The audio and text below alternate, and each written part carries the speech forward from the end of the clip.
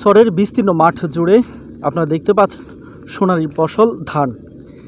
এই ধান এই লক্ষ্মীপুর সদর উপজেলার সররমণী মোহন ইউনিয়নের স্থানীয় কৃষকরা চাষাবাদ করেছেন। আর এই জায়গাটি হচ্ছে মেঘনার তীরবর্তী সর মেগা সর বলা হয় এটিকে।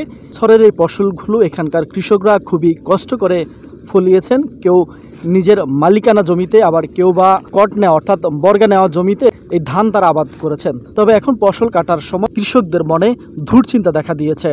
এখানকার যে বিএনপির নেতাকর্মীরা রয়েছে তারা এই কৃষকদের ধান কাটতে বাধা দিচ্ছে। বিএনপির নেতারা দাবি করছেন সরের এই বিস্তীর্ণ জমিগুলো সরকারের, এখানে কারো কোনো মালিকানা নেই। এজন্য বিগত ফ্যাসিস্ট আওয়ামী লীগের নেতাকর্মীদেরকে টাকা দিয়ে মূলত এই কৃষকরা ধান চাষ করেছেন। এজন্য এখন কৃষকরা যদি এই ফসল গড়ে তুলতে হয় তাহলে তাদেরকে দিতে হবে টাকা অথবা দিতে হবে দান। সরের এই কৃষকদের দুর্ভোগ নিয়ে আমরা কথা বলেছিলাম এখানকার কৃষকদের সাথে। তারা আমাদেরকে জানিয়েছেন এখানকার বেশিরভাগ জমি তাদের মালিকানাধীন, আবার যাদের মালিকানা রয়েছে তারা মূলত তাদের কাছ থেকে কট নিয়েই এখানে চাষাবাদ করছে।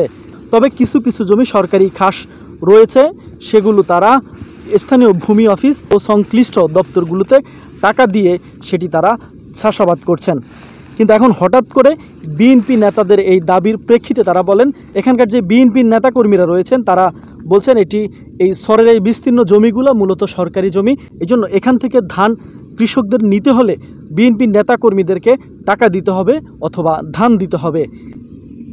যেই কৃষক ধান দিতে বা টাকা দিতে অপারগতা প্রকাশ করেন তাদেরকে মারধর করা হচ্ছে, পাশাপাশি জোরপূর্বক কৃষকদের ধান লুট করে নিয়ে যাওয়া হচ্ছে। কৃষকরা আরও বলেছেন এখানকার বিএনপি নেতা সালাউদ্দিন, স্থানীয় সাবেক বিএনপির এমপি আবুল খায়ের ভূঁইয়ার নাম ভাঙিয়ে তারা এই কৃষকদের কাছ থেকে জোরপূর্বক ধান আদায় করছেন। বিএনপি নেতাদের এসব অন্যায় আবদারের বিষয়ে কৃষকরা দ্বারস্থ হয়েছেন স্থানীয় ইউপি সদস্য ও জেলা এবং উপজেলা নেতৃবৃন্দুর কাছে। তারই প্রেক্ষিতে গত কয়েকদিন পূর্বে এই সরের সরজমিনে পরিদর্শনে আসেন স্থানীয় ইউপি মেম্বার নয়ন মেম্বার। তিনিও পরিদর্শনে ঘটনার সত্যতা পেয়েছেন। এর পরের দিন তিনি স্থানীয় কৃষকদের নিয়ে একটি কৃষক সমাবেশ করেছেন। সেখানে তিনি যে বা যারা বিএনপির নাম ভাঙিয়ে কিংবা আবুল খায়ের ভূঁইয়ার নাম ভাঙিয়ে যে সকল বিএনপি নেতাকর্মী কৃষকদের কাছ থেকে ধান দাবি করবে বা চাঁদা দাবি করবে তাদেরকে আইনের হাতে তুলে দেওয়ার জন্য কৃষকদের প্রতি অনুরোধ জানিয়েছেন। পাশাপাশি তিনি বলেছেন এই বিস্তীর্ণ শহরাঞ্চলে সরকারি খাস জমি রয়েছে, তেমনিভাবে ব্যক্তি মালিকানাও সম্পত্তি রয়েছে। এজন্য তিনি প্রশাসনের প্রতি অনুরোধ জানান বড় কোনো দুর্ঘটনা ঘটার পূর্বে স্থানীয় কৃষকদের কাগজপত্র যাচাই বাছাই করে প্রকৃত কৃষকদের মাঝে জমিগুলো বন্টন অর্থাৎ চাষাবাদ করার অনুমতি যেন দেয়। জেলা মহিলা দলের সাংগঠনিক সম্পাদক ও স্থানীয় ইউপি সদস্য নয়ন বেগম আরও বলেন, শহরাঞ্চলের কৃষকদের থেকে ধান দাবি ও টাকা দাবি এই বিষয়টির সঙ্গে সাবেক এমপি আবুল খায়ের ভূঁইয়া কোনোভাবেই জড়িত নয়। তিনি এরকম কোনো নির্দেশনাও দলীয় নেতাকর্মীদেরকে দেয়নি। অভিযোগের বিষয়গুলো অস্বীকার করে অভিযুক্ত বিএনপি নেতারা বলেন তাদের বিরুদ্ধে একটি পক্ষ ষড়যন্ত্র করছে। তারা শহরাঞ্চলের কৃষকদের থেকে জোরপূর্বক ধান লুট বা চাঁদা দাবি তারা করেনি।